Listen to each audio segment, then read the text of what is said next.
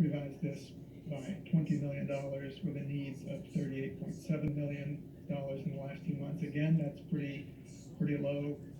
Overall, I think this pessimistic forecast, even though we've raised it, is still going to be pretty low. And then in terms of the license tax, the needs, we have the same issue that we had in the control. The needs were a little bit too high, so we lowered this forecast by $7.2 million to $16.1 million for the last 2 months.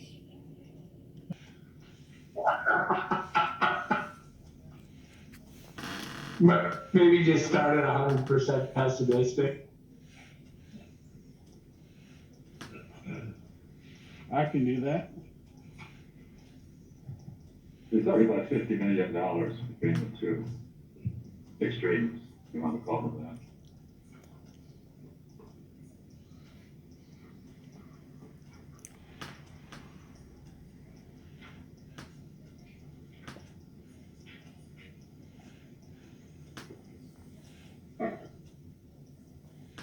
Back on the In a big normal TV. business cycle, is the road fund as volatile as the general fund? I mean, it seems to me that,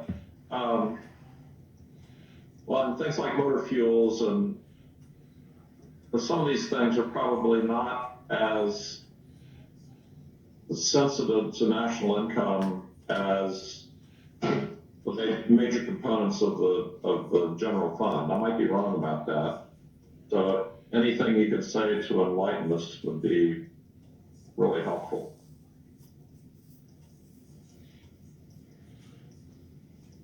Well, I'm just looking at the 100% pessimistic and the fuels in the usage account. I'm looking at the needs for May and June, and they seem just a little bit low to me in terms of the needs for May and June. I think control. Let me flip it on control again real quick.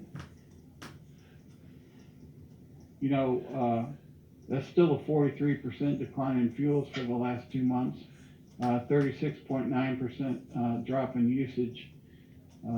Usage is coming back a little bit now that we're opening up the car dealerships a little bit more. Fuels, the more people, the more commerce that gets opened up, the more fuels are gonna be expended. Still not a lot of interstate travel, but I think your general impression is correct. There probably isn't as much volatility in the road fund as there is the general fund. Although let me pull up a report real quick. But in this case, you have two things. You have both the income and expectation shocks, and you have the specific order to not do anything, to stay home. Right. Right. And so it's kind of like this double whammy, which is probably why the adjustment. Go ahead. Yeah, the aggregate supply has taken a huge shock, and so has aggregate demand. And normal business cycle, we think of it normally as just aggregate demand. So.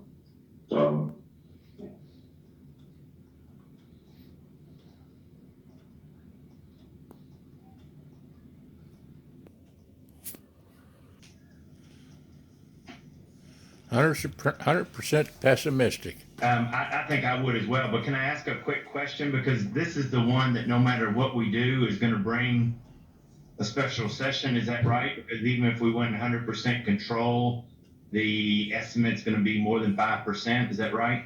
It will require action of the General Assembly either way, whether you do the control or the pessimistic. Okay. So again, I'm not for sure how much this is in our description here, but it seems to me, I mean, I already said I'm 100% pessimistic, but how does this actually impact spending in the last 45 days? I mean, how much is the road fund, how much do projects or anything change based upon a 45-day? Because I don't think we've ever done this before, right? 45 days before the end of the year to come up with a new number. So for the general fund, I can imagine it makes a big difference. How big of a difference does it make for the road fund as far as legislative action or spending? I talked a little bit, if Perry is still around, I talked a little bit with Perry down this morning about that. Apparently there are various flexibilities built into the system, including the controller not issuing the check until the new year. So there's flexibilities there.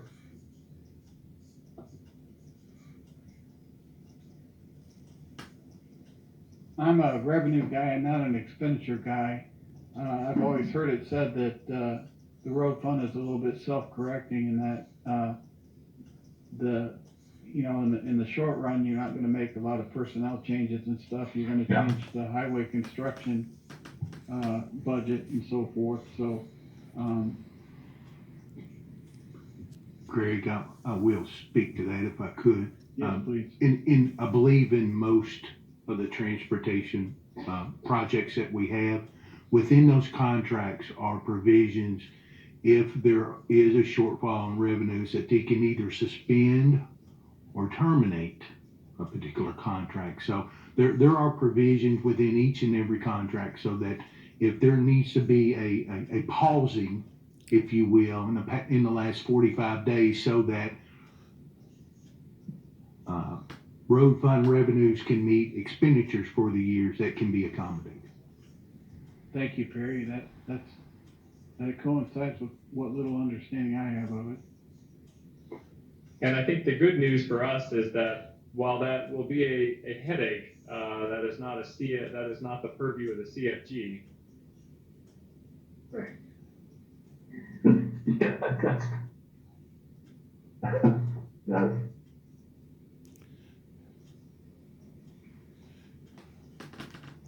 So is there a So, consensus? are we-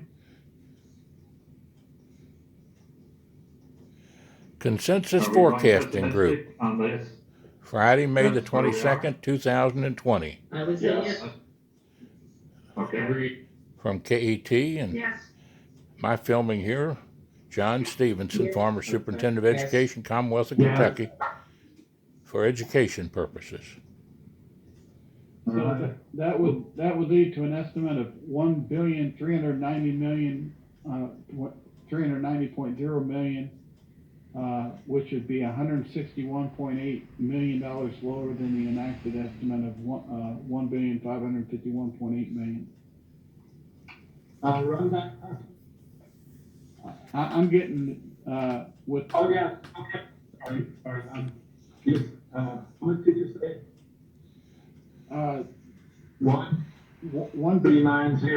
1390.0, yes, sir. Okay, yes, I'm in the same place. All right, thank you. I'm gonna go ahead and hit the save button. Not that we can't unsave it, but, Well, there's a letter ready to go to the budget director immediately.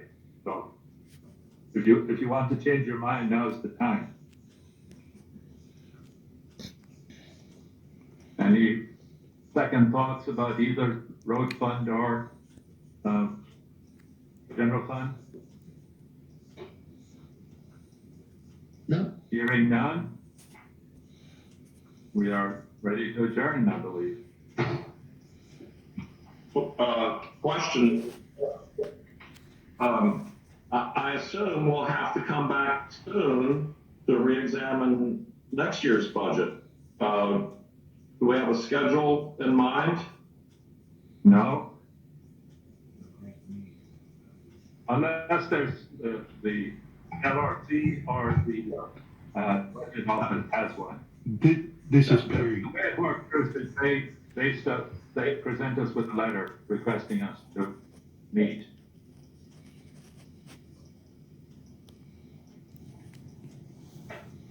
You have thoughts about meeting like this in the future? Well, it's pretty clear that the estimates for the next fiscal year are going to have to be redone. I was just wondering Yeah. when that might be. Greg, if I could, this is Perry Knight. I'd like to speak to that if I could for a little bit. I believe in the budget director's letter to the CFG and on April 30th. John Hicks basically indicated that he was just going to ask for a revision for the fourth quarter of this fiscal year, and that a later revision would be requested, but they wanted to wait on that to see how we finished out this particular fiscal year. So I think it would come after July 1, and that probably, or not probably, it will take a letter either from the budget director, a request from the budget director or the LRC for fiscal year 21 to be revised. So stay tuned is what I would say. Stay tuned, and I think it will be coming later. The legislature party is going to meet in January, right? Yes, that's correct. Yeah, and that is when they're likely to deal with these issues. That will be the first chance they have absent a special session. Such a session. Okay, thank you. And that's why I think they should call a special Yeah, I session. think at the very To least. deal we with this want now. the That's John June receipts Stevenson's report, which will be advice. delayed, But I'm not on the maybe committee. even July receipts before we act. The June receipts report will tell how much of this money that was foregone in April actually materializes in the month of June. So I would think that the very end of July would be the earliest that there would be a call. Yeah, okay. Regarding my second question,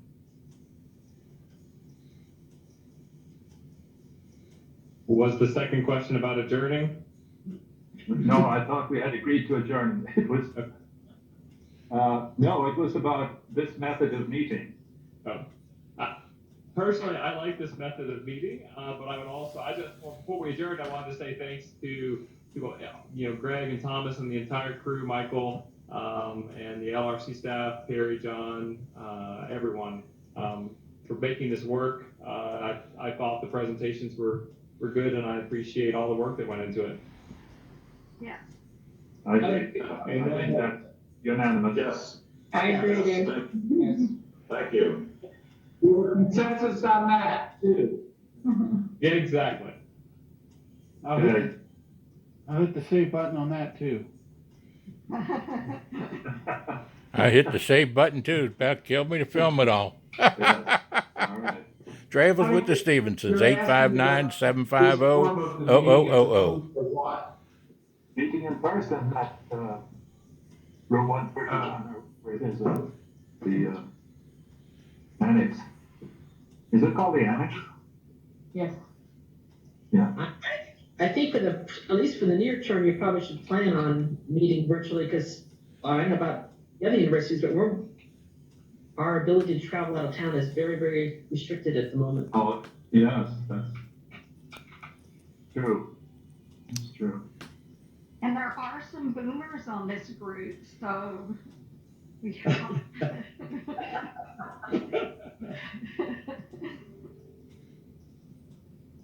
Just for a point of information, asking about remote meetings, this is Perry Nutt again. LRC policy, we've kind of adopted a policy that all interim meetings are going to be held remotely now. So until further notice, this would kind of be the only method until until restrictions get relaxed a little bit. All right. Thank you, Mr. Perry Nutt. Well, thanks to everyone. Thank you. Thank you. Thank you. And I thank you all. Have a great weekend. Stay safe. Travels with the Stevensons, 859-750-0000. God bless you and have a great day. Join us on YouTube and Facebook under John Stevenson, former Superintendent of Education, Commonwealth of Kentucky. And thank you, KET, for covering it.